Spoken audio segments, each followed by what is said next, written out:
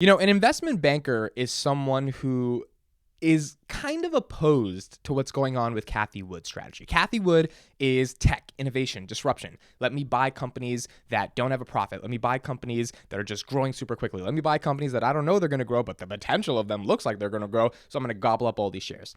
Cathie Wood got it right on Tesla, and all the props in the world. I think no one can take away from the fact that she was one of the first people, one of the only people that through all the negativity from 2016 up until 2019 till 2020, she remained in her conviction to buy Tesla. She essentially bought it at $25, $30 post split and got it up to 1,000. She is someone who had a thesis. She's been in the investment world for the past 40, 50 years. And that thesis turned her into a rock star as she launched ARK Innovation in 2014. She believes that there are technological trends that are happening right now at this moment in history that aren't going to happen at another time in history. There's 5 different unique forms of technologies that are forming in terms of blockchain, energy, artificial intelligence, and genomics, and all of these things, because they're happening right now. It is the right time to invest in these companies because they're not going away. We're not going back to the past. However, investment bankers, they think of the numbers. And Cathie Wood is a numbers person, but investment bankers are a numbers focused type of people. When Cathie Wood says something as egregious to an investment banker as we're going to get 40% year over year compounded annualized growth over the next 5 years because these stocks are so beaten down, the stocks that she's invested in, Teladoc, Roku, etc., from their highs, that now they're going to just grow exponentially because they're in this deep value territory. That's when investment bankers are like, you're full of crap. And I had an investment banker on. We did a full valuation model of Palantir. I'll link that in the description. I highly recommend checking that out if you care about Palantir.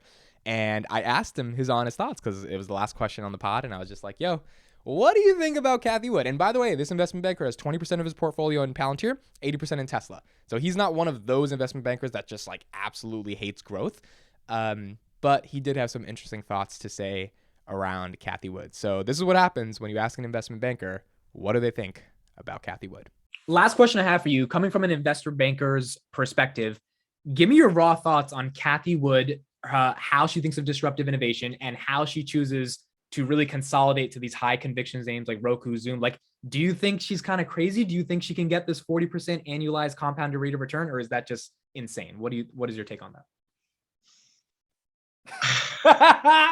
Because you're a suit. At the end of the day, you're a suit. And I love you, but you're a suit. And I'm like, Cathie, is her shit is against your shit, right? Like is there this class of civs in the IB world when you guys talk about her? Like, how does that work? Can't make sense of it. I can't get to wherever she thinks. Like, I think she said like 40% annual growth somehow in her fund for the next 5 years, based upon this deep value territory thing that she's coming up with. And I'm understanding inflation. I'm understanding macro. Now I listened to her talk for 40 minutes straight. I get it. But like, I want to know from a numbers guy's perspective, do you even think that's like, do you think that's appropriate to put out there and say that? Because she's been in the business for 40 years. Like, you would think she wouldn't say something so egregious to the point where, people think she's lying. She obviously believes what she's saying so deeply. Like, you can just see it. You can feel it. But I really struggle to figure out like how she gets, like, just in Palantir's case, we just walked through it, like 40%, like that doesn't make sense. I mean, it could happen, but for each company to do that, for each company that she's investing in to have that kind of return profile, I mean, well, she must be betting that the high convictions, T-Doc, Roku, Zoom, they're going to have it and the DraftKings don't get it, but like that out averages the fund. But even then, the fund would have to be 40% year over year.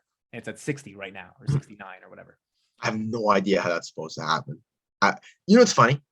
I think her views on the economy, like the macro views, are dead on. Yes. Like she's almost dead on like almost everything she says. I especially like recently, like her recent episode, like In the Know with Cathie Wood, like I totally agree with her line of thinking.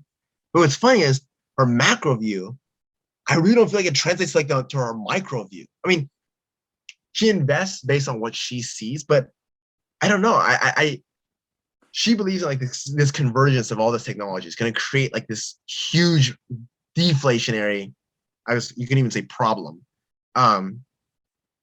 But I think for the deflationary story to pan out, that's going to take years before we actually see like a true effect. I mean, we start to see it now. Like there's really like 4 secular trends that like drive lower prices in the long term, which like that's like the aging demographics, pricing transparency, global sourcing, more like automation.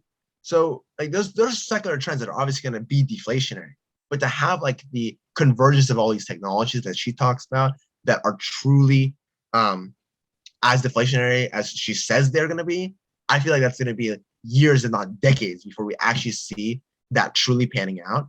And if she's basing her investments off of that, I don't know. But if you're a Tesla bull and this convergence rights law theory, she was the only one who really got that right in 2016.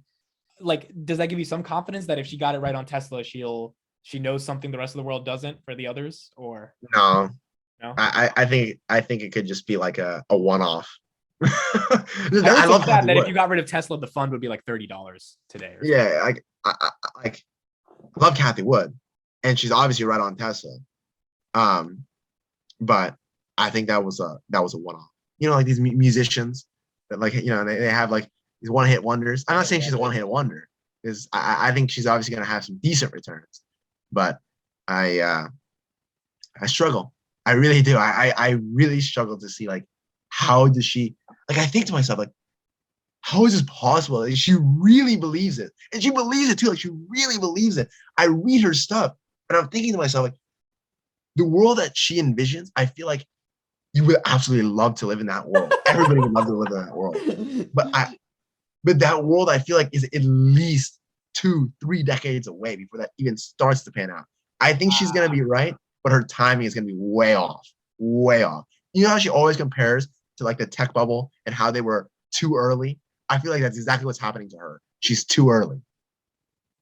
Tesla, she wasn't early. She was early in the right way, but she's too early to the point where these technologies are not converging yet, and they're not in like they're. I guess you could say like some of them are prime time. They're prime time, but like the technology she's talking about, like I forget her five convergences. I'm forgetting like AI, blockchain technology, genomics. Yeah, like especially genomics, like the robo taxi. I can't get there. I can't get there.